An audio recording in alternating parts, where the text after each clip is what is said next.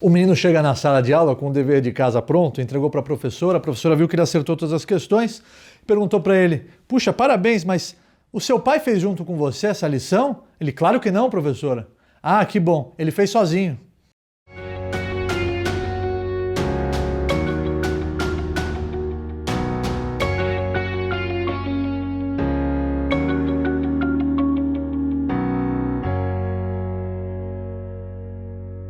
Falando em escola, eu lembrei de uma história que mexeu muito comigo. Eu vou compartilhar ela com vocês. É uma história que aconteceu nos Estados Unidos e uma história que emociona, mas tem uma grande lição de moral por detrás dela.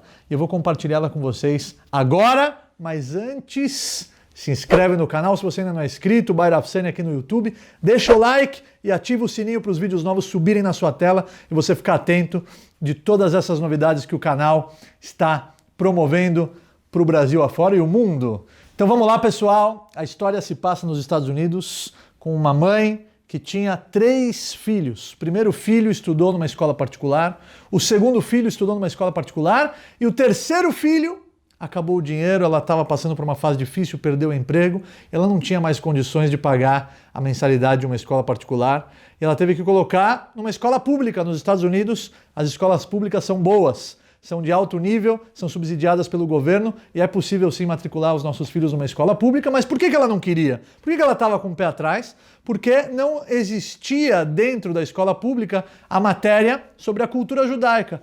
E o primeiro filho estudou sobre a cultura judaica, o segundo filho estudou sobre a cultura judaica, o terceiro filho agora ia ficar sem saber o que é judaísmo, ela ficou com receio, então ela não tinha muita alternativa a não ser ir conversar com o rabino do seu bairro.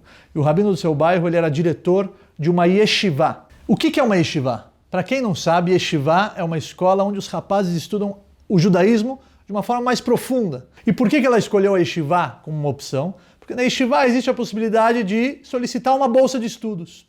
Ela foi conversar com o rabino recebeu ela gentilmente no seu escritório, ela compartilhou com ele a sua aflição, e o rabino atendeu ela com muita gentileza, mas ele olhou bem nos olhos dela e disse, olha, veja bem, o teu filho ele está num nível diferente dos rapazes aqui da yeshiva.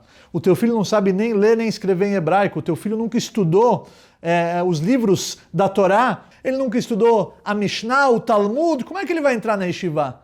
Não é compatível para ele está em outro nível.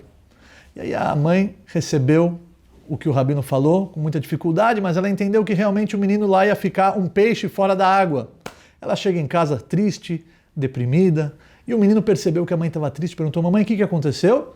E ela revelou para ele sobre a conversa dela e do rabino, e que o rabino, infelizmente, acabou negando a matrícula dele na yeshiva. O menino ficou com pena da mãe, e no dia seguinte, sem ela saber, ele foi até o escritório do rabino, do diretor da yeshiva, entrou lá na sala dele, o rabino recebeu ele bem, oi, como vai? Pode sentar? Quer uma água? Quer uma bala? Como é que eu posso te ajudar? E o menino abriu o coração dele para o rabino, ele contou a conversa que ele teve com a sua mãe no dia anterior, e ele pediu, olha, eu quero muito estudar aqui. E o rabino explicou para ele as mesmas coisas que ele explicou para a mãe no dia anterior. Só que ele falou, mas eu não tenho como estudar na classe dos mais novos, talvez, eu aprendo a ler com eles. Aí o rabino achou um exagero. Ficou constrangido, vou pôr um menino mais velho na classe dos menores. Aí ele teve que cortar o menino e falou, olha, não tem lugar para você nem na classe dos mais novos. Foi objetivo. E o menino recebeu aquilo como se fosse uma flecha no seu coração. Ele respirou fundo, olhou nos olhos do rabino e falou, ok, rabino, mas você pode escrever, por gentileza, isso num papel para mim e assinar? O rabino falou, mas qual a necessidade disso? E o menino respondeu para ele, olha, eu como judeu, eu tenho certeza que quando eu chegar lá em cima, depois de 120 anos bem vividos aqui na Terra, vão perguntar para mim se eu estudei a Torá, se eu estudei o judaísmo. O que eu vou responder para ele?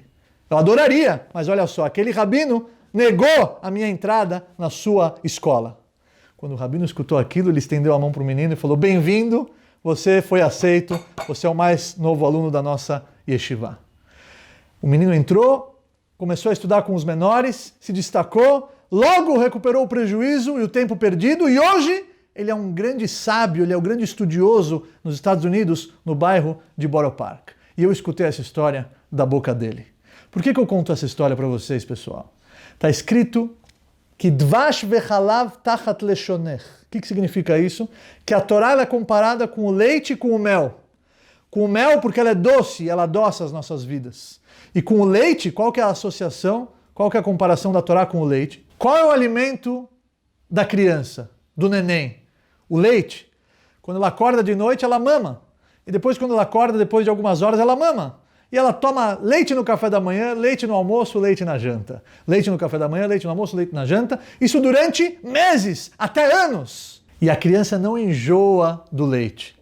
Se eu coloco na frente de vocês um prato com a assinatura do Masterchef, é um prato único que só 3 chefes no mundo conseguem reproduzir essa receita. É uma receita que tem várias texturas, tem vários ingredientes. É uma receita, assim, muito saborosa e você come esse prato de tarde, você come o mesmo prato de noite, e eu te sirvo ele no dia seguinte no almoço, e te sirvo ele de novo na janta no dia seguinte, e você vai comer o mesmo prato no almoço e na janta durante uma semana. Quando eu for te servir esse prato no 8º dia, você vai ficar enjoado, você não vai querer nem sentir o cheiro dessa comida. Mas por que ela é tão boa? Porque não dá, eu já comi ela uma semana, de tarde e de noite, chega. Mas a criança não. Ela toma o mesmo leite que ela tomou no café da manhã, ela almoça, ela janta e ela não reclama, pelo contrário, ela vai com sede ao pote. Ela quer tomar esse leite. Essa é a mensagem. Dvash vechalav tachat leshonech. A Torá é comparada com o mel e com o leite, porque para a gente poder crescer na vida, se a gente quer crescer e absorver todas as mensagens nela escritas, a gente precisa ter sede.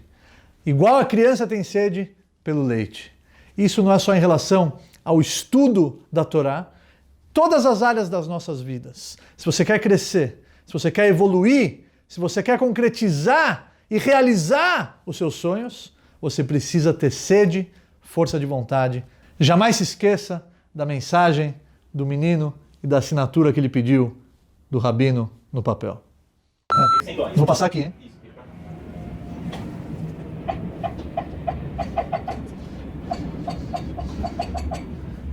Falando em escola, eu lembrei de uma história que mexeu comigo e eu vou compartilhar ela com vocês. Uma história.